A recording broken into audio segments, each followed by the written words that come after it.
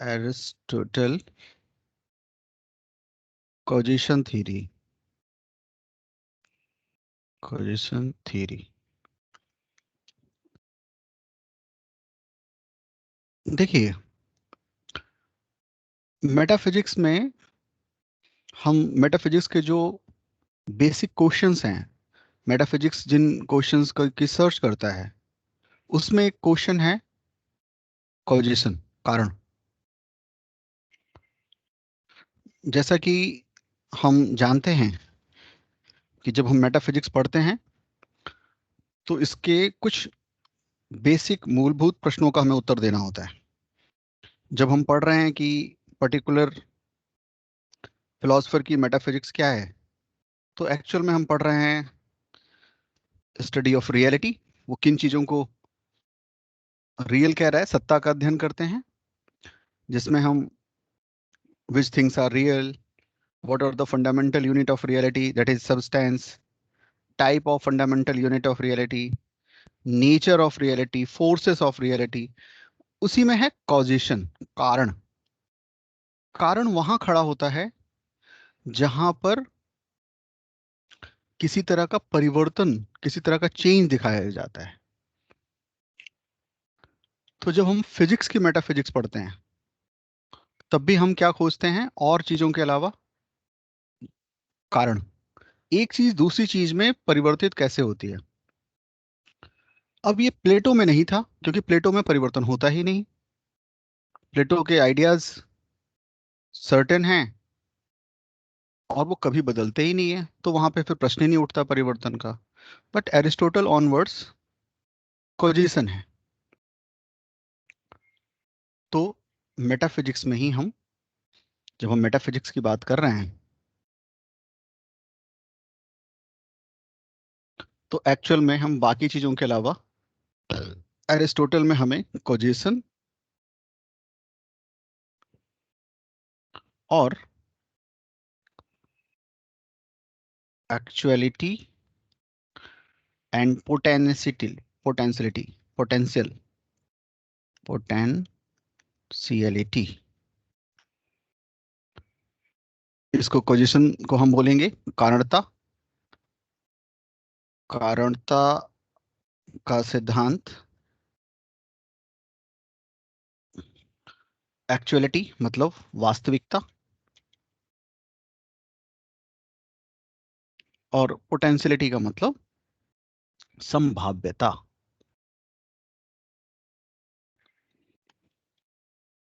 ये हम पढ़ते हैं। कोजेशन जो है, कोजेशन में एक्चुअल में हमें क्या पढ़ना होता है, इससे होता क्या है, हम पढ़ते हैं कॉज एंड इफेक्ट, कारण और उसका कार्य। मतलब जहां भी हम चेंज के बारे में पढ़ेंगे, कोई चीज ए से बी में कन्वर्ट हो जा रही है, जहां भी परिवर्तन होगा, जहां भी परिवर्तन की बात होगी, वहां पे कोजेशन कारण बताना होगा। तो किसी एक का कारण एक कारण है और उसका इफेक्ट कार्य है। प्लेटो में हमने कोजेशन थ्योरी नहीं पढ़ी, क्योंकि प्लेटो तो चेंज को एडमिट करता ही नहीं था। कारणता के लिए चाहिए संभाव्यता, यानी कि पोटेंशियलिटी। और प्लेटो के आइडियाज पोटेंट नहीं थे, उनमें किसी तरह की कोई संभावना नहीं थी। संभावना का मतलब जो अभी हुआ नहीं है होगा, जो अभी हुआ नहीं है आगे हो सकता है, वो है संभावना, पोटेंशियलिटी। जिसमें चेंज हो सकता है, तो चेंज होके ए से बी हो गया, तो पोटेंशियलिटी है। तो जहां भी परिवर्तन, चेंज की रिक्वायरमेंट होगी, चेंज की बात होगी, चेंज का रेफरेंस होगा, वहां पर कोई कुल मिला के चार प्रश्न उभरते हैं। इन चार प्रश्नों का उत्तर जो भी चेंज को बताएगा उसको बताना होगा। प्लेटो बताता है, तो एरिस्टोटल बताता है। एरिस्टोटल कॉजेशन थ्योरी में 4 प्रश्न आएंगे। तो परिवर्तन की व्याख्या के लिए या परिवर्तन की व्याख्या के संदर्भ में, इन रेफरेंस ऑफ चेंज, ये क्वेश्चंस आएंगे। पहला क्वेश्चन हमेशा होगा, परिवर्तन की शुरुआत कहां से होती है, या परिवर्तन की सामग्री क्या है। सामग्री के बारे में नहीं, मैटर के बारे में। तो पहला क्वेश्चन होगा कॉजेशन थ्योरी में हर जगह क्या होगा, what are the beginning point of change, या इसी को क्या कह सकते हैं, इसी को हम कहेंगे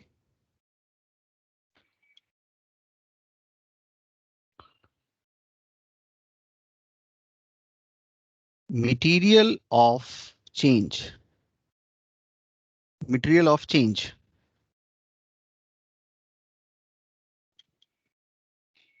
दूसरा,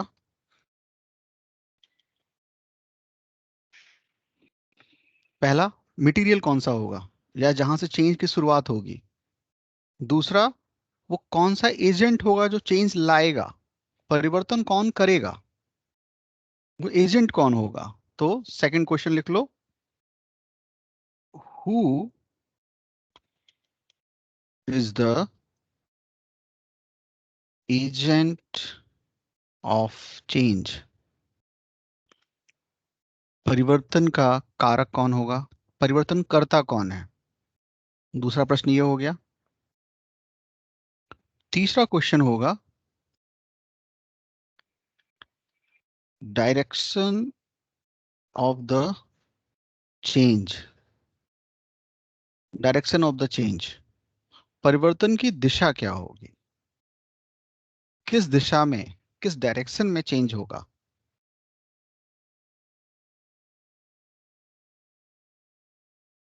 और चौथा है, परिवर्तन का लक्ष्य क्या होगा, एंड ऑफ द चेंज, परिवर्तन का लक्ष्य। तो परिवर्तन की व्याख्या के संदर्भ में इन 4 प्रश्नों का उत्तर खोजा जाता है। जब भी हम चेंज की बात करते हैं कि एक चीज दूसरी चीज में चेंज हुई, तो चेंज, पहली बात आप समझ चुके हैं पिछली क्लासेस से कि चेंज हमेशा मैटर में होगा, मैटर चेंज होता रहता है। पर वो जो चेंज होगा उसमें हमें इन 4 क्वेश्चन का उत्तर ढूंढना होता है। परिवर्तन की शुरुआत या वो सामग्री कौन है, मैटर, कलर चेंज कर रहा हूं, मैटर ऑफ चेंज या material of change, agent of change, कारक कौन होगा, परिवर्तन करता कौन है, दिशा क्या होगी उसकी, और परिवर्तन का लक्ष्य क्या होगा, कहां तक पहुंचेगा, किस उद्देश्य से परिवर्तन होगा। एक्चुअल में हम केवल अगर एरिस्टोटल की बात करें यहाँ पे, तो जो एरिस्टोटल है उसमें सबसे इंपॉर्टेंट क्वेश्चन है एंड का, लक्ष्य का। सबसे इंपॉर्टेंट क्वेश्चन है लक्ष्य।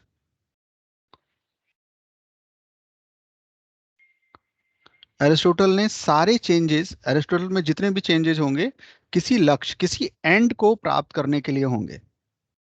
किसी एंड को प्राप्त करने के लिए कोई लक्ष्य हो, पहले से निर्धारित लक्ष्य हो, उसको बोलते हैं टिलियोलॉजी, या इस तरह के चेंज को बोलते हैं टिलियोलॉजिकल चेंज।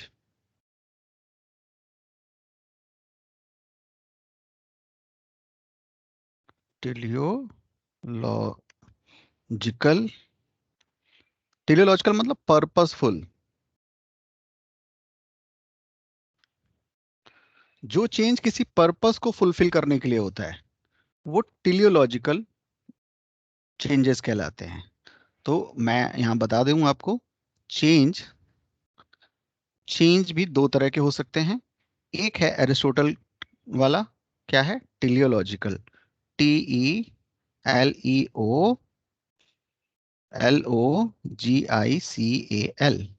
टिलियोलॉजिकल। उद्देश्य। दूसरा है मैकेनिकल चेंज। मैकेनिकल, मैकेनिकल यांत्रिक। तो चेंजेस, ये एरिस्टोटल कंसर्न है इससे, एरिस्टोटल का चेंज। और ये मॉडर्न साइंस जो है हमारा, मॉडर्न फिजिक्स, मॉडर्न फिजिक्स भी चेंज को मानता है, चेंजेस होते हैं और इस चेंज यांत्रिक हैं। जैसे प्लेट टेक्टोनिक हमने पढ़ा ज्योग्राफी में, प्लेट्स का मूवमेंट है, वो किसी उद्देश्य से नहीं है, वो एक यंत्रवत है, एक मैकेनिकल प्रोसेस है, और उससे कोई माउंटेन का फॉर्मेशन हो गया। तो प्लेट चली थी कोई माउंटेन के फॉर्मेशन के लिए, ऐसी कोई टेलियोलॉजी नहीं है, उद्देश्य नहीं था। प्रोसेस हो रही है, नदी बह रही है, बह रही है, कोई पर्पस नहीं है। ये है मॉडर्न फिजिक्स। बट अरिस्टोटल में जो हम चेंज देखते हैं उसको टेलियोलॉजिकल कहते हैं। तो टेलियोलॉजी शब्द को ये ध्यान रखेंगे, टेलियोलॉजी का मतलब उद्देश्य परक, किसी लक्ष्य को साधने के लिए, किसी लक्ष्य की प्राप्ति के लिए जब कोई चेंज होता है या मूवमेंट होता है, मूवमेंट का कारण कोई लक्ष्य का साधना होता है, किसकी साधना करना होता है, को प्राप्त करना होता है, दैट इज टेलियोलॉजिकल, उद्देश्य परक, पर्पसफुल। जो मॉडर्न फिजिक्स इसको नहीं अभी मानता, मोस्टली जो फिजिक्स है वो मैकेनिकल चेंज को मानते हैं। तो मैकेनिकल और इसमें मैंने फर्क बताया। तो क्या क्या अभी हमने जो चार क्वेश्चंस पढ़े, इनको ढूंढते हैं, इनको समझते हैं, और यही होगी कॉजिशन थ्योरी ऑफ अरिस्टोटल। तो पहला पहला क्वेश्चन में क्या हमें ढूंढना होता है, बताओ, बोलते रहो। बिगिनिंग पॉइंट ऑफ चेंज, मतलब मैटर, है ना, मैटर, जिसको हम हिंदी में बोलते हैं सामग्री, ढूंढनी होती है। इसको संस्कृत में नाम है जो हिंदी में भी प्रचलित है, उपादान। पहला कारण उपादान कारण है, मैटर है। जड़ पदार्थ, ये सब नाम एक ही चीज के हैं, जड़ पदार्थ। जड़ पदार्थ, जड़ पदार्थ जो मैटर है, इसके अंदर क्या होती है, संभाव्यता। संभाव्यता मतलब बदल, संभावना, कुछ हो जाने की संभावना, संभाव्यता, दैट इज पोटेंशियलिटी, पोटेंशियलिटी। क्या है ये, यही है जो मैटर है, जो स्टार्टिंग पॉइंट है मैटर। ये कॉजिशन थ्योरी में, कॉज वाली थ्योरी में, कारणता सिद्धांत में मटेरियल कॉज कहलाता है, मटेरियल कॉज। हिंदी में क्या बोलेंगे, उपादान, उपादान कारण। जैसे मैं वही कल वाला एग्जांपल लेता हूं, टेबल का। टेबल, मुझे पढ़ने के लिए टेबल चाहिए, मैं बिना टेबल के सही से पढ़ नहीं पाता, तो मुझे टेबल की रिक्वायरमेंट है। मुझे मेज चाहिए, तो मेज के लिए उपादान कारण, मटेरियल कॉज क्या होगा, वो लकड़ी। ठीक है, एग्जाम्पल अगर मैं मेज की बात करूं तो क्या है वो वुड, जिसमें संभावना है कुछ चेंज होने की, बदलने की। क्या बात समझ में आई ये बात? मटेरियल कॉज क्या है, जो मैटर चेंज होगा, जिसके अंदर पोटेंशियलिटी है कुछ और हो जाने की भी। बोलो, क्लियर है यहां तक?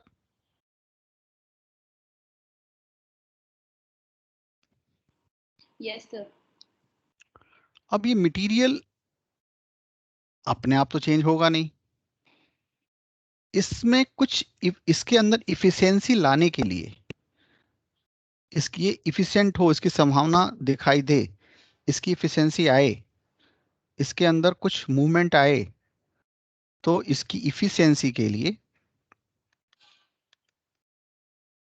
इफिशियंसी, इसके अंदर इफिशियंसी लाने के लिए हम एक इफिशिएंट कॉज की जरूरत होगी, एक मूवर की जरूरत होगी, जो उसके अंदर मूवमेंट लेकर आएगा, इफिशियंसी लेकर आएगा। मैटर तो अपने आप पड़ा है, पड़ा रहेगा।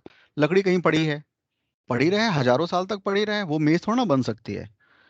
इसके अंदर एक इफिशिएंट कॉज, एक निमित्त कारण, इफिशियंसी लाने के लिए एक मूवर होना चाहिए। तो पहला कारण मैटर, दूसरा इफिशियंसी डालने वाला, उस मैटर में इफिशियंटी डालने वाला कॉज, दैट इज, क्या बोलेंगे इसको? Efficient efficient cause. Efficient cause Hindi में, क्योंकि संस्कृत से ही हिंदी का के शब्द लिए गए हैं, निमित्त कारण।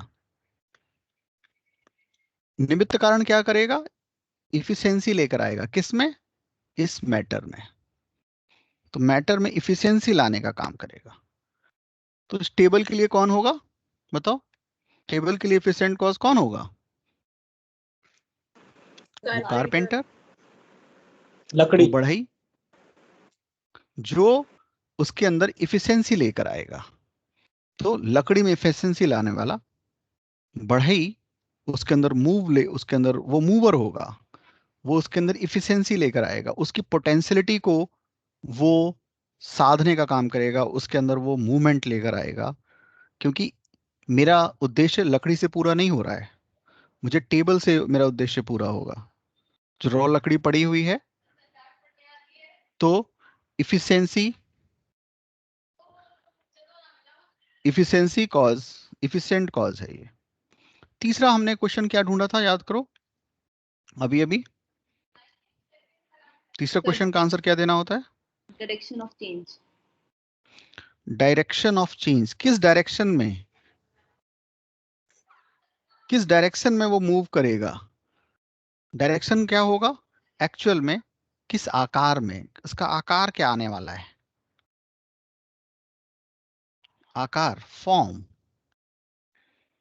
डायरेक्शन ऑफ चेंज क्या है? फॉर्म, जिसमें जिस डायरेक्शन में वो मूवमेंट होगी, जिस दिशा में परिवर्तन होगा, दैट इज आकार। क्योंकि अगर ये नहीं है, डायरेक्शन मैं नहीं दूंगा, मेरे अंदर फॉर्म नहीं है, तो मैं उसको क्या कहूंगा? बढ़ई आ गया, लकड़ी भी लेकर आ गया, लकड़ी भी मेरे पास है, बढ़ई भी आ गया, उसने पूछा, मैंने कहा उससे बनाओ, वो पूछेगा सर क्या बनाए? मैंने कहा बनाओ। बोले सर फॉर्म तो बताओ, दिशा तो बताओ कि इस लकड़ी को किस दिशा में लेके जाना है। आपको दरवाजा बनवाना है, टेबल बनवाना है, अलमीरा, क्या बनवाना है? तो दिशा, फॉर्म, तो मैं कहूंगा अरे यार डाइनिंग टेबल बनवाना है या स्टडी टेबल बनवाना है।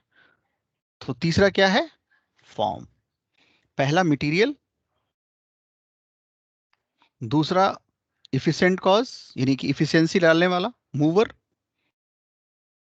और तीसरा डायरेक्शन दैट इज फॉर्म, और चौथा और अंतिम क्या था बताओ जल्दी? सर अभी एंड। क्वेश्चन में देखा ना? यस, पर्पस क्या है, उद्देश्य क्या है? तो असली बात है लक्ष्य, अंतिम उद्देश्य।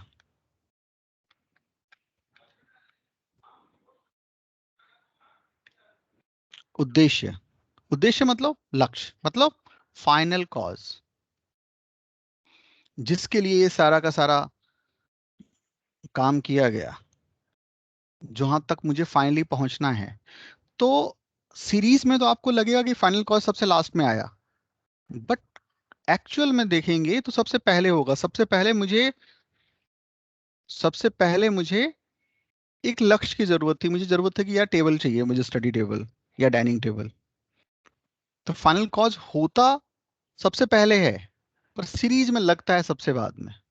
जब मुझे लगा कि मुझे टेबल की जरूरत है, तो फिर मैंने मटेरियल के बारे में पता किया कि यार स्टडी टेबल कौन सा सही रहेगा, लकड़ी का सही रहेगा। तो लोगों ने कहा नहीं, लकड़ी का ही सही रहता है। फिर मैंने कहा अच्छा लकड़ी का, तो लकड़ी तो कई तरह के हैं, कौन सा सही रहेगा? तो किसी ने कहा कि सर शीशम मिल जाए, पुराना शीशम, तो बहुत अच्छा रहेगा। तो मैंने कहा ठीक है मिल जाएगा। तो शीशम आ गया। तो शीशम की जो लकड़ी है वो क्या है? Material cause. फिर लकड़ी तो आ गई, फिर मैंने आप लोगों से पूछा कि यार अच्छा कारपेंटर कौन है, क्योंकि लकड़ी मिल गई है, जो चाहिए थी वैसी लकड़ी मिल गई है। तो अच्छा, एक बढ़ई की जो निमित्त कारण, जो उसके अंदर इफिशिएंसी लेकर आएगा, इफिशिएंसी कुछ कर सकने की इफिशिएंसी, वो लकड़ी मेरा पर्पस फुलफिल नहीं कर रही है, तो इफिशिएंसी लेकर आए, तो वो होगा इफिशिएंट कॉज, दैट इज यहाँ पे बढ़ई। वो आते ही पूछेगा कि सर क्या बनवाना है और क्या चाहते हैं आप, कितना डिजाइन, कितनी हाइट चाहिए, कितनी चौड़ाई, लंबाई, ऊंचाई, कैसा चाहिए, क्या आपको उसमें ड्रॉअर भी चाहिए, क्या आपके फुट रेस्ट चाहिए, पैर रखने की नीचे जगह चाहिए, वो सारा फॉर्म पूछेगा मुझसे कि किस दिशा में उसको लेकर जाना है इस मटेरियल को। That is formal, formal cause के बारे में पूछ रहा है, आकार के बारे में पूछ रहा है। और ये सब अंततः मेरे जो फाइनल मेरा उद्देश्य है उसको फुलफिल करता है। क्या मेरी बात समझ में आई सबको? यहां तक क्लियर है? तो कारणता में, अगर मैं यहां पे लिखूं कारणता या कॉजिशन, कारणता में परिवर्तन को एक लक्ष्य या उद्देश्य नियंत्रित करता है। एक्चुअल में सारा जो नियंत्रण है, ध्यान से सुनना, मैं इसको अलग से किसी और थ्योरी से जोड़ूंगा, कि ये सारा परिवर्तन किसी उद्देश्य की तरफ प्रेरित होता है, वही नियंत्रित करता है। सारे परिवर्तन की दिशा यह लक्ष्य नियंत्रित करता है।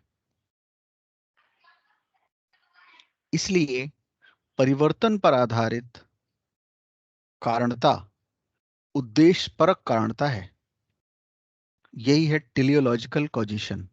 तो अलग से पूछा जाए व्हाट इज टेलियोलॉजिकल कॉजिशन, या पूछा जाए इज एरिस्टोटल कॉजिशन इज टेलियोलॉजिकल, तो आप यही बताएंगे कि जिसमें जिस चेंजेस में, जिस तरह के चेंजेस में किसी उद्देश्य की प्राप्ति, किसी फाइनल कॉज के लिए, किसी टेलियोस के लिए, किसी पर्पस को फुलफिल करने के लिए चेंजेस होते हैं, वो टेलियोलॉजिकल चेंजेस या टेलियोलॉजिकल कॉजिशन कहलाते हैं।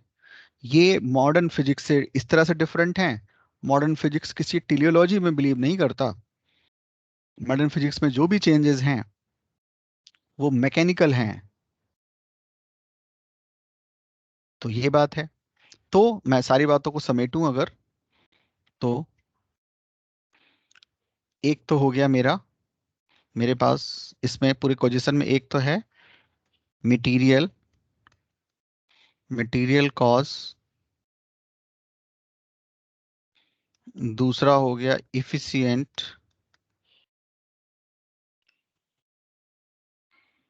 तीसरा हो गया, बोलते चलो तीसरा क्या लिखूं? Formal cause. Formal cause. और फोर्थ क्या लिखूं? Final cause.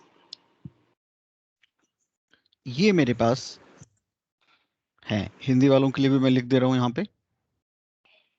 सर ये टेलियोलॉजिकल कॉजेशन की हेडिंग में होगा, टेलियोलॉजिकल चेंज की हेडिंग हम में। केवल टेलियोलॉजिकल ही पढ़ रहे हैं। अच्छा, उपादान कारण, दूसरा निमित्त कारण, तीसरा आकारिक कारण, फोर्थ लक्ष्य कारण। अगर मैं और सिंप्लीफाई कर दूं आपके लिए, तो मैं क्या लिखूंगा? मटेरियल कॉलेज, अगर मैं टेबल की बात कर रहा हूं, कुछ और भी आप कह सकते हैं। एरिस्टोटल ने स्टैचू की बात कही है कि एक पत्थर से स्टैचू का बनना, ठीक है, तो वो तो कुछ भी ले सकते हैं। दूध से दही का बनना, कुछ भी कर सकते हैं। खैर, तो हम हमारे वाले केस में क्या है? लकड़ी। यहाँ पे क्या है कारण, बताओ, इसमें क्या लिखूं? कारपेंटर। कारपेंटर्स। बढ़ई। आकार कौन सा देना है मुझे? मेज का। और उद्देश्य है मेरा पढ़ना, मुझे पढ़ना है। पढ़ाई के लिए मुझे एक पर्टिकुलर टाइप का, जिसमें हाइट इतनी हो ताकि मेरी जो भी हाइट है उससे वो ठीक हो, ये है। तो इसको याद रखेंगे, मैं फिर यहाँ लौट कर आऊंगा। तो मैटर मैं ए देखूं, ए बी सी करके लिखूं इसी को, तो जो मैटर है यहां लकड़ी, इसमें पोटेंशियलिटी है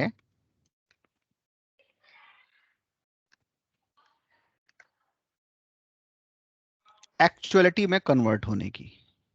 एक्चुअलिटी, एक्चुअलिटी, वास्तविकता,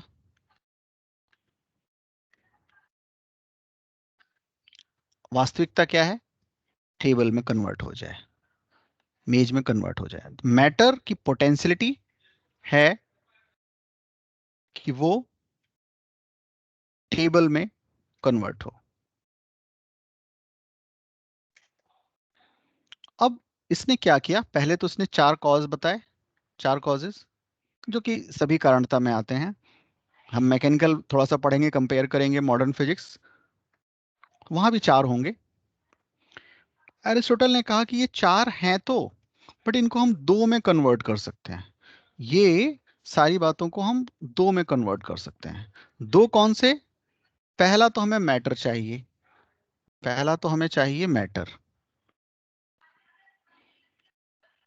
पहला तो पहला तो हमें चाहिए मैटर, मैटर, मैटर। ठीक है। बढ़ाई एक्चुअल में जब आता है कारपेंटर, एक मिनट,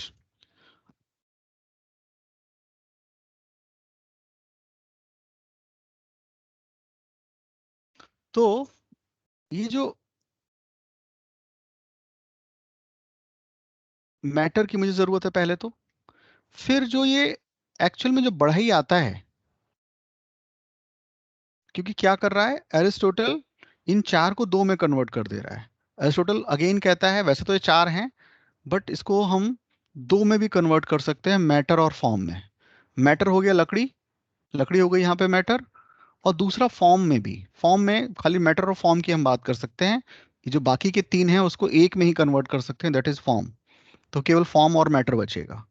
वो कह रहा है आगे की बात में, कह रहा है कि ये जो बढ़ई है वो एक्चुअल में, ये जो एफिशिएंट कॉज है, ये क्या लेकर आ रहा है, क्या अपने साथ क्या लेकर आ रहा है? फॉर्म को लेकर आ रहा है। वो अपने साथ वो आइडिया लेकर आ रहा है जो वो बनाएगा, क्योंकि अगर वो आइडिया उसके पास नहीं होगा तो फिर वो बना नहीं पाएगा। जैसे कि मैंने कहा उससे कि यार ये काम करो, लकड़ी है हमारे पास, वुडन फ्लोर बना दो। वो कहेगा सर मैं बढ़ई तो हूँ, बट मैं टेबल वेबल और ये सब चीज बनाता हूँ, खिड़की दरवाजे, ये वुडन फ्लोर नहीं बना पाऊंगा। तो उसके पास वो फॉर्म या आइडिया नहीं है, तो वो मेरे काम का नहीं है। एक्चुअल में जब मैं बात कर रहा हूँ इफिशिएंट कॉज की, तो मैं उससे फॉर्म की बात कर रहा हूँ कि मुझे खास फॉर्म की जरूरत है जो तुम कर सको, तुम उसके लिए एफिशिएंट कॉज नहीं हो। मेरी बात समझ में आ रही है? भाई हर बढ़ई हर तरह का मटेरियल थोड़ा ना बना लेगा, बोलो। उसके पास वो आइडिया भी होना चाहिए। जैसे मैं अपने अभी के लिए एग्जांपल दूं, हमारे यहाँ के जो हमारे यहाँ कई फाइटर जेट हमारे यहाँ बनते हैं। तेजस, तेजस एक फाइटर प्लेन है जो भारत बनाता है। बट भारत के जो BHEL और जो भारत के जो दूसरे लोग बनाते हैं तेजस, जो कि वो भी फाइटर प्लेन ही बनाते हैं, क्या वो रफेल बना सकते हैं? बताओ। रफेल का आइडिया है उनके पास? क्योंकि अगर उनके पास आइडिया होता रफेल का, तो रफेल बना ही लेते। हम क्यों 36 रफेल खरीद के लाते हो फ्रांस से? तो इफिशिएंट कॉज एक्चुअल में फॉर्म ही लेकर आ रहा है, उसके पास फॉर्म है तो वो इफिशिएंट कॉज है। बोलो, बात समझ में आ रही है?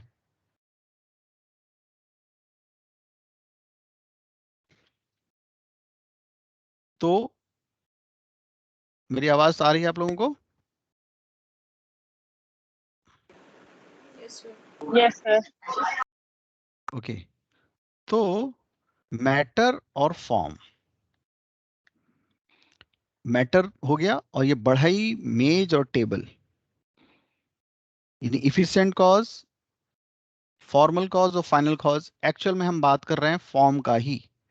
बढ़ई भी फॉर्म ही, उसके दिमाग में फॉर्म ही लेकर आ रहा है, और ये फाइनल कॉज भी हम फॉर्म की ही बात कर रहे हैं। तो हम दो चीजों में कन्वर्ट कर सकते हैं, मैटर और कॉज, मैटर और फॉर्म। तो चाहे वो मैटर, तो मैटर हो गया जो पोटेंशियलिटी है, जिसके अंदर पोटेंशियलिटी है एक्चुअलिटी में कन्वर्ट होने के लिए। दूसरा जो इफिशिएंट कॉज भी है, बढ़ई अपने साथ क्या लेकर आ रहा है, फॉर्म लेकर आ रहा है। मैटर की दिशा क्या है, जो सी, जो हमारा थर्ड क्वेश्चन था, मैटर की दिशा एक्चुअल में फॉर्म ही की हम बात कर रहे हैं। फाइनल कॉज भी हम फॉर्म तक ही पहुंचना चाहते हैं, फॉर्म ही, क्योंकि लकड़ी से हमारा काम पूरा नहीं हो रहा है, वो फॉर्म चाहिए, मेज का फॉर्म चाहिए, टेबल का form.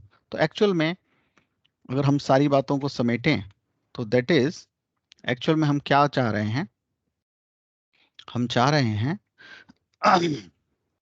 Matter plus form. Matter plus form, matter क्या है, संभावना, पोटेंशियलिटी,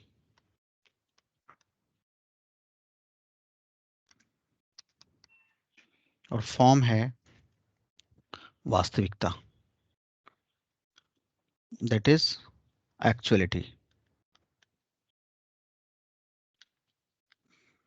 मैटर प्लस फॉर्म। तो एक्चुअल में एरिस्टोटल की जो कॉजेशन थ्योरी है, वो पोटेंशियलिटी और एक्चुअलिटी का जोड़ है, उसका योग है, जिसमें एक मैटर है और दूसरा फॉर्म है। फॉर्म के अंदर तीन चीजें हम डाल सकते हैं। फॉर्म में इफिशिएंट कॉज है, फॉर्मल कॉज है, और फाइनल कॉज है। तो एक्चुअल में जो एरिस्टोटल कॉजेशन थ्योरी है, अरस्तु की जो कारणता का सिद्धांत है, वो संभावनाओं और वास्तविकता का योग है। अगर ये क्वेश्चन आएगा तो लिख पाओगे, बताओ।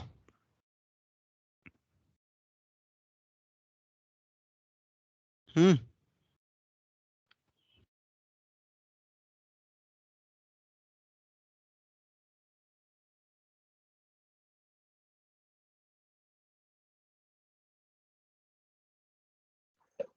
सर एक क्वेश्चन है इसमें, डाउट है एक।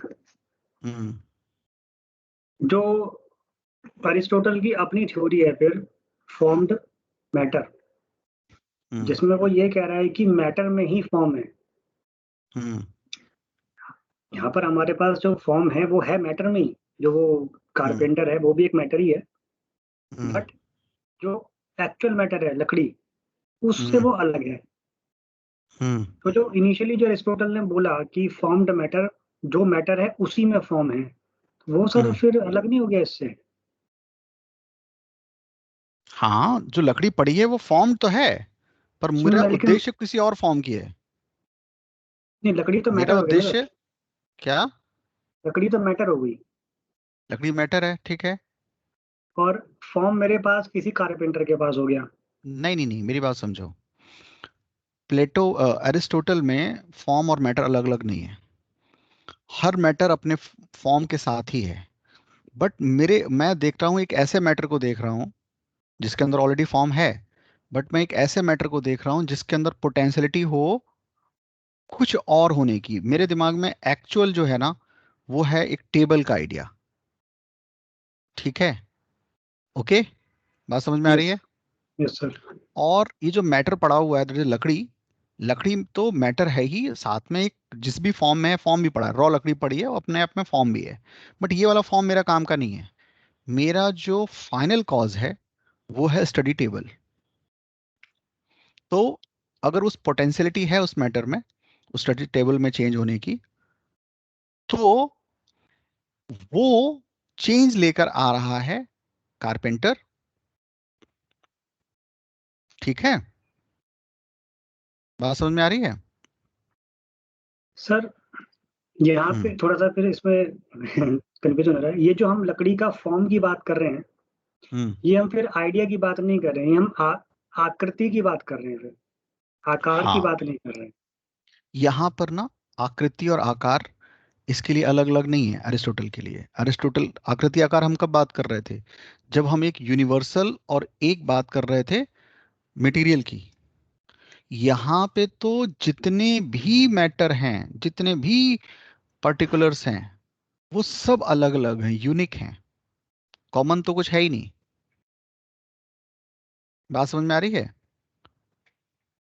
कुछ भी कॉमन नहीं है। एक मैटर पड़ा हुआ है, अब मुझे उसको, उसी मैटर को एक दूसरे फॉर्म में चेंज करना है। वहां भी फॉर्म ऑफ मैटर एक साथ ही होगा। जो टेबल जो है वो टेबल मैटर और फॉर्म के साथ ही है, बट अब उसका फॉर्म चेंज हो गया है। यहां पर उसके लिए फिगर और फॉर्म में अंतर नहीं है एरिस्टोटल के अंदर, क्योंकि जितने भी मैटर हैं, लकड़ी 5 तरह की लकड़ी भी पड़ी हुई है तो 5 तरह के यूनिक प्रोडक्ट हैं। 5 अपने आप में अलग अलग सब्सटेंस हैं। ठीक है, एक की व्याख्या दूसरे से नहीं हो सकती। बात समझ में आ रही है? सब सब मिला दिया अरिस्टोटल ने। एरिस्टोटल ने सब मिला दिया है। हाँ। तो अभी आपको उससे निकल जाना है, प्लेटो से निकल जाना है थोड़ी देर के लिए। ठीक है, यस सर। इसने सब मिला दिया। इसने क्या कह रहा है कि मैटर, अभी ये बात भी थोड़ी देर के लिए छोड़ देनी है कि मैटर और फॉर्म तो एक साथ ही हैं। एक साथ तो है ही, पर वो वाला फॉर्म मेरे काम का नहीं है ना। फॉर्म मुझे दूसरा चाहिए। मेरा उद्देश्य पढ़ना था, पढ़ने के लिए वो वाला फॉर्म काम नहीं आ रहा जो रॉ मटेरियल में पड़ा हुआ है। ठीक है, कैसे भी देख सकते हैं इसको। दूध का दही बनना क्यों? उद्देश्य है मेरा शरबत पीना, मान लो लस्सी, लस्सी पीना है। उद्देश्य लस्सी पीना, फॉर्म है मेरे दिमाग में, लस्सी का फॉर्म है। या उद्देश्य हम और बड़ा कर लेते हैं कि संतुष्टि, मुझे संतुष्टि, मुझे शाम को लस्सी पीने से संतुष्टि मिलती है, ये उद्देश्य है मेरा। तो दूध के अंदर दूध का फॉर्म है, बट वो वाला फॉर्म मेरे लिए, मुझे मुझे नहीं चाहिए। मुझे फॉर्म चाहिए दही वाला। मेरी बात समझ रहे हो?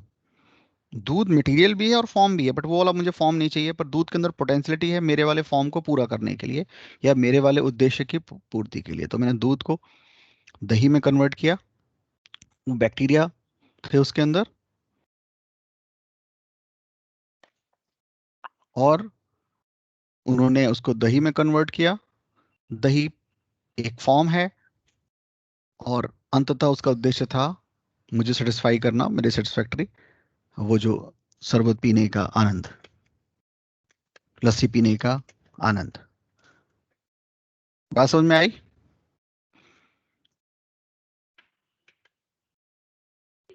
तो फिर हम्म सर इसमें ये थोड़ा मुश्किल नहीं होगा पता लगाना कि एक्चुअल में आइडिया पहले आ रहा है कि मैटर अलग अलग है ही नहीं। जब एक से ही है? आइडिया है तब से मैटर है, जब से मैटर है तब से आइडिया है।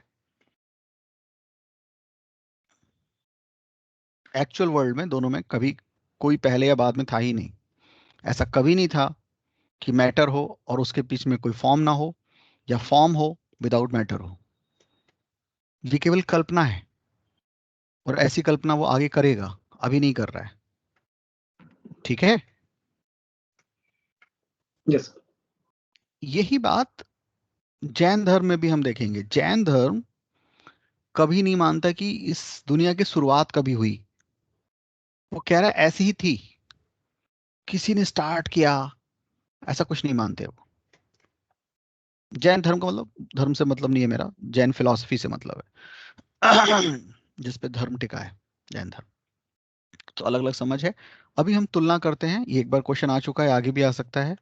ये जो एरिस्टोटल का कॉजिशन थ्योरी है और जो मॉडर्न कॉजिशन थ्योरी है, दोनों की तुलना करते हैं, दोनों में अंतर देखते हैं। एरिस्टोटल की कॉजिशन थ्योरी में क्या था? कॉजिशन हम पढ़ चुके हैं, क्या क्या चीजें हैं?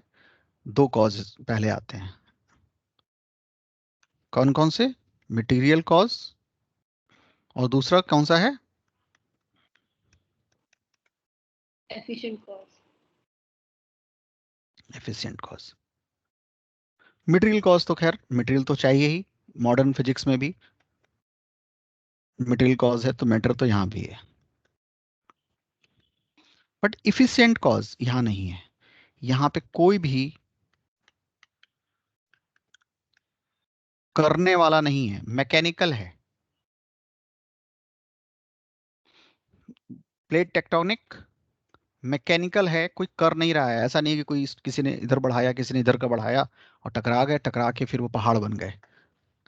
मॉडर्न कोजेशन थ्योरी ऐसा कुछ नहीं मानती। मॉडर्न कोजेशन थ्योरी कह रही है कि कोई अलग से कोई इफिशिएंट कॉज वॉज नहीं होता, जैसा कि एरिस्टोटल में था। कोई निमित्त कारण जैसी कोई स्वतंत्र सत्ता नहीं है, कोई इंडिविजुअल कोई इंडिपेंडेंट रियलिटी नहीं है जो किसी तरह की सक्रियता लेकर आए, एक्टिविटी लेकर आए, इफिशिएंसी लेकर आए। हमेशा मैटर के अंदर ही इफिशिएंसी होती है। दूध के अंदर ही बैक्टीरिया हैं। बिना बैक्टीरिया वाला दूध अगर है तो वो अपने आप ही दूध दही में कन्वर्ट नहीं होगा। यहां पर एक अलग से कॉज है। कहां पर कोई करता है, करने करने वाला है। यहां पे कोई करने वाला नहीं है, एफिशिएंट कॉज इसमें नहीं होता। इफिशिएंसी मैटर के अंदर ही होती है according to modern physics. Efficiency कहाँ होती है मॉडर्न फिजिक्स में? मैटर में ही होती है सर। मैटर मैटर में में ही इनबिल्ट होती होती है। है।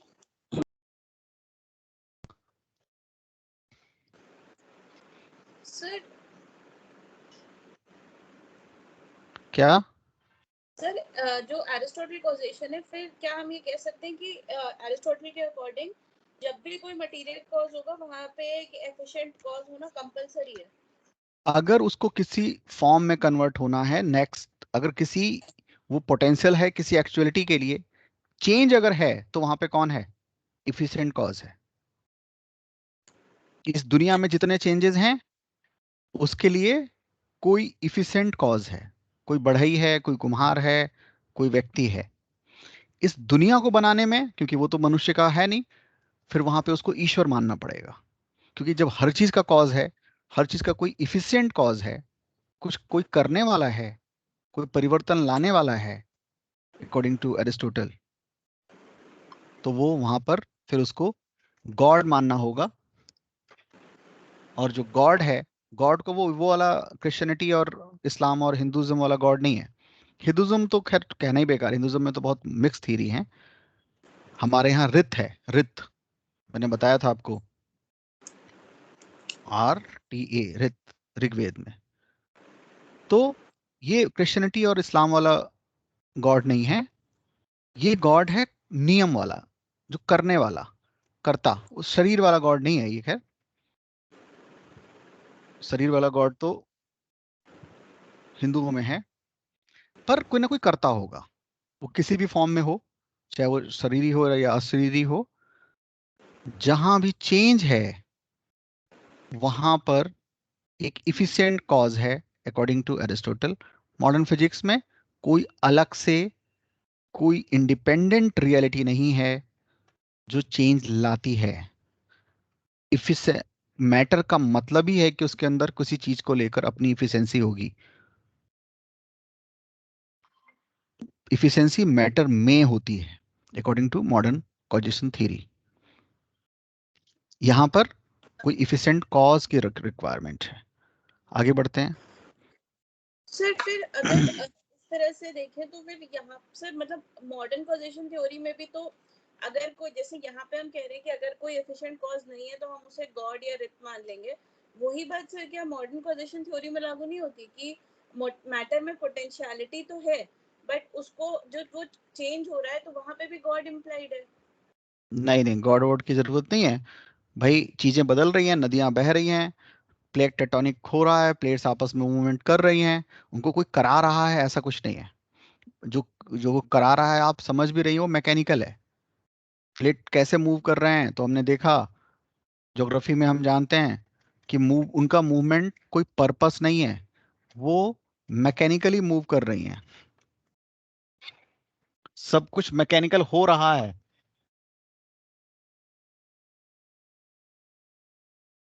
उसके लिए कोई उसके अंदर इफिशिएंसी लेकर आएगा, सक्रियता लेकर आएगा, ऐसी जरूरत नहीं है। और जो सक्रियता ला भी रहा है मॉडर्न कॉजिसल थ्योरी में, वो भी मैकेनिकल ही है, सब कुछ मैकेनिकल है। कोई किसी की बुद्धि से ये सारे चेंजेस नहीं हो रहे हैं, बस हो रहे हैं चेंजेस। और जो भी कारण हैं वो सारे कारण मैकेनिकल हैं, कोई कॉन्शियस कारण नहीं है, कोई चेतना से नहीं हो रहे हैं। जबकि एरिस्टोटल में सारे चेंजेस का कोई इफिशिएंट कॉज होगा। इफिशिएंट कॉज कोई चैतन्य है, कोई कॉन्शियस है। जैसे बढ़ई कोई कॉन्शियस कॉन्शियस था, कोई चैतन्य आइडेंटिटी या चैतन्य रियलिटी थी। तो कोई कॉन्शियस रियलिटी नहीं है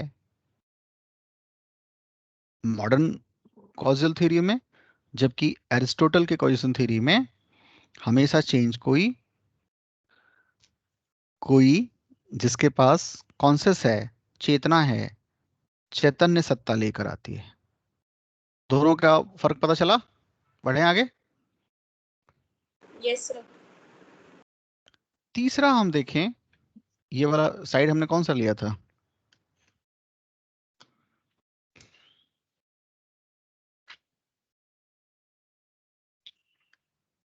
हाँ, ये वाला अरिस्टोटल का साइड है।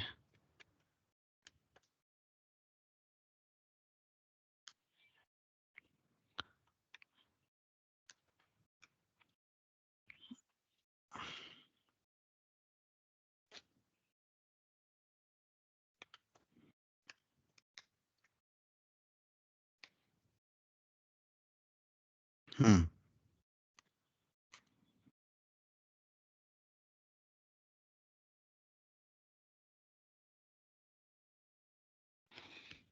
अरे भाई, इसमें क्या हुआ?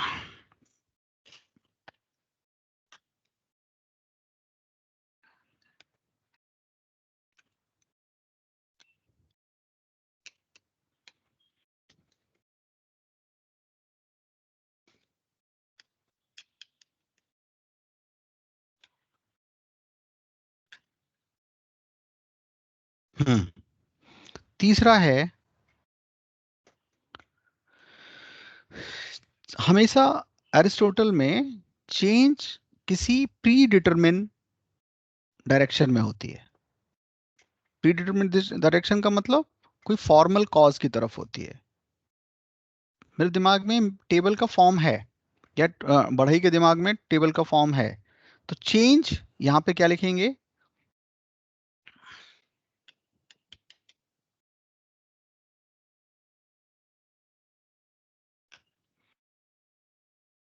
यहां पे हम लिखेंगे जो चेंज है वो प्री डिटरमिन पूर्व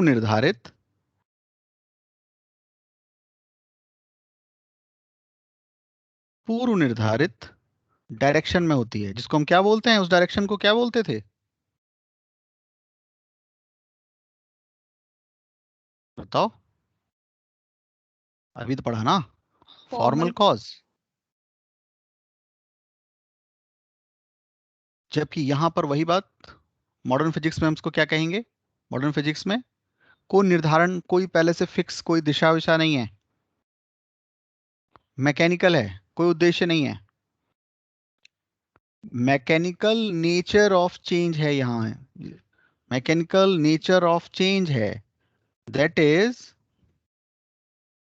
निर्धारणवाद है यहां। सॉरी, यहां यांत्रिकतावाद, मैकेनिकल पेन नहीं चल रहा है, यहां पर मैकेनिकल है। नेचर में ही, प्रकृति में ही पूरा जो नेचर है, पूरा यूनिवर्स है, पूरा कॉस्मस है, यहां पर किसी उद्देश्य से कोई घटनाएं नहीं हो रही हैं मॉडर्न कॉजिशन थ्योरी में। चीजें हो रही हैं, वो मैटर का ही अपना करेक्टर है, वो मटेरियल करेक्टर है, वो मैकेनिकल करेक्टर है, और जो हो रहा है मैकेनिकल फोर्स है। हम ऊपर से पानी गिराएंगे तेजी से, नीचे टरबाइन लगाया है हमने, नीचे हमने पंखा लगाया है, नीचे हमने बड़े बड़े फैन लगाए हैं, ऊपर से पानी गिराया, फैन तेजी से चलेगा, वो टरबाइन को चलाएगा, इलेक्ट्रिसिटी जनरेट होगी। अब ये सिर्फ जितना मैंने पूरा प्रोसेस बताया इलेक्ट्रिसिटी जनरेट करने का, हाइड्रोइलेक्ट्रिक पावर बनाने का, इसमें कोई, इसके अंदर कोई भी जो है ना, ये जितना प्रोसेस है, ये अपने आप में, पानी गिरेगा तो पंखा चलेगा। हम क्या करते हैं, हम खाली उन चीजों को अरेंज करते हैं एज ए इंजीनियर या एज ए मैकेनिक। हम केवल उस फोर्स को समझते हैं, उस फोर्स को यूज कर ले रहे हैं। जो फोर्स कहाँ से आ रहा है, फोर्स उसका इंटरनल है, वो उसका मैकेनिकल करेक्टर है। तो मैकेनिकल नेचर ऑफ चेंज है मॉडर्न कॉजिशन थ्योरी।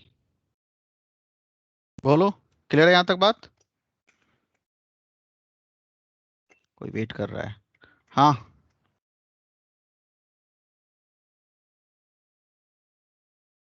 ठीक है। जी सर।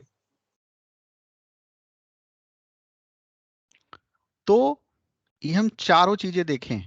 पहले हमने मटेरियल कॉज देखा, हाँ दोनों में कॉमन है, मटेरियल कॉज तो मटेरियल तो होना ही चाहिए। दूसरा अरिस्टोटल ने देखा एफिशिएंट कॉज। मॉडर्न मॉडर्न जो कॉजेशन थ्योरी है उसमें किसी भी इफिशिएंट कॉज, किसी निमित्त कारक की जरूरत नहीं है, मैटर के अंदर ही इफिशिएंसी होती है। फिर हमने तीसरा देखा डायरेक्शन वाला matter, formal cause. Formal cause का मतलब किसी प्री डिटरमिन डायरेक्शन में बढ़ना। ये एरिस्टोटल में है। मैकेनिकल में क्या प्री डिटरमिन, जब उसकी कोई कोई चेतना ही नहीं है, कॉन्शियस नहीं है, वो तो मैकेनिकली चीजें होती हैं, मैकेनिकल हो रहा है, तो इसमें कोई फॉर्मल कॉज भी नहीं है। तीसरा हमने कहा फाइनल कॉज, सॉरी चौथा फाइनल कॉज। फाइनल कॉज का मतलब प्रत्येक परिवर्तन लक्ष्य को ध्यान में रखकर होता है according to Aristotle. Final cause जिसको बोलते हैं। मनुष्य जो चेंज करता है वो अपना लक्ष्य तय करता है, उस हिसाब से चेंज लाता है। दुनिया में जो चेंजेस हो रहे हैं वो कोई ऐसा माइंड है जो चेंज लेकर आता है, दैट इज गॉड।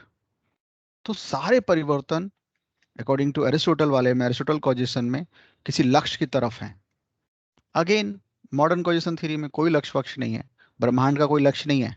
ब्रह्मांड है, कॉस्मोस है, पूरा यूनिवर्स है, किसी उद्देश्य की प्राप्ति के लिए नहीं है। उसके नियम को हम समझ लें तो उस नियम को समझ के हम कुछ फायदा उठा सकते हैं, ह्यूमन इफिशिएंसी को, ह्यूमन लेबर को कम कर सकते हैं, जो किया है साइंस ने। तो हमने स्टीम की पावर को समझा, स्टीम इंजन बना दिया।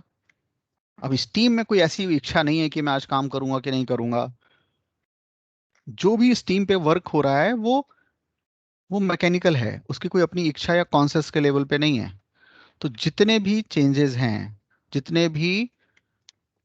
हैं, तो मॉडर्न कॉजिशन थ्योरी में मटेरियल है, मटेरियल के अंदर ही अपना इफिशिएंट कॉज है, और इसके अलावा और कुछ नहीं है। अगर मैं दूध से दही वाला भी एग्जांपल दूं, तो बैक्टीरिया दूध के अंदर ही हैं जो चेंज कर देंगे, अलग से कुछ उसमें करने की जरूरत नहीं है। तो ये दोनों में डिफरेंस है। अब मुझे बताओ, क्या बात क्लियर हुई? कोई क्वेश्चन है तो पूछिए फट से।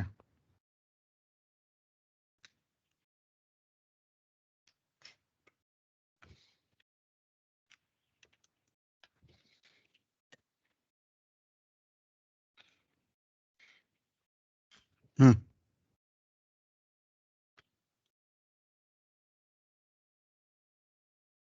क्लियर है?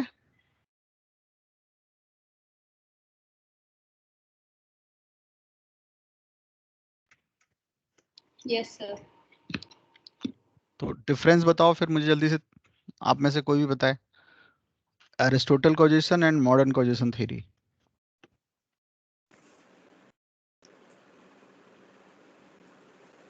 सर मैं बताऊं? कोई भी बताए।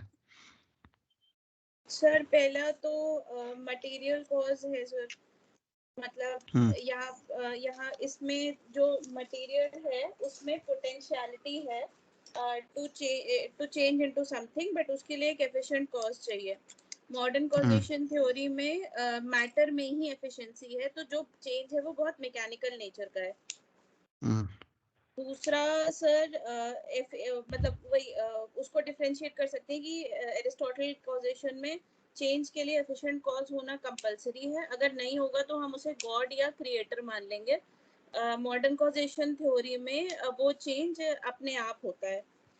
एंड सर इसमें सर फॉर्मल कॉज में हमेशा एक प्री डिटरमिन्ड नेचर होता है चेंज का, बट मॉडर्न कॉजेशन थ्योरी में ऐसा कोई सा प्री डिटरमिन्ड नेचर नहीं होता। ठीक है, सबको क्लियर है बात, ये बातें? तो अगर आता है लिखने को अरिस्टोटल कॉजेशन थ्योरी लिख लोगे? बोलो। या अलग से क्वेश्चन आ जाए, create difference between modern causal theory and Aristotle causal theory, difference लिख लोगे? अगर डिफरेंस आएगा तो बहुत छोटे में आएगा, बहुत छोटा आंसर लिखना होगा। ओके जी सर। Sir modern causation